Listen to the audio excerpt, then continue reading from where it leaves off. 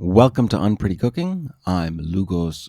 On this show, we embrace wabi-sabi culture. This means this isn't going to be pretty, but it's sure as heck going to be quick.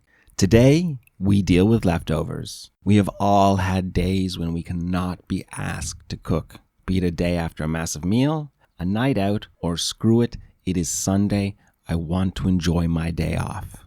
That is what griddle potatoes were made for. Traditionally, this recipe uses leftover cooked potatoes, which is why it is a great quick dish. Today, however, I will also show you how to cook the potatoes. So what do you need? 2 onions, 500 grams potatoes, butter, margarine, oil for frying, and salt and pepper to taste. Step 1. Take washed and scrubbed potatoes and cut them into eighths. Step 2. Put potatoes in a pot, add a tablespoon of salt, and cover with water so that there's 3 centimeters, or essentially the length of your fingernails, submerged. Let them cook for 14 to 18 minutes. Step 3. When a fork goes into the potatoes easily, drain them and plate them up. Step 4. Put the chopped onions in a pot, then briefly scald them with boiling water. Refresh with cold water, then drain well. Step 5. Melt a mixture of butter and oil in a frying pan. I'm using 20 grams butter and 30 ml olive oil. Adjust to your own tastes. Step 6. When the fat is hot, fry the onions until tender, then add the potato. Regularly turn the potato slices to brown as evenly as possible.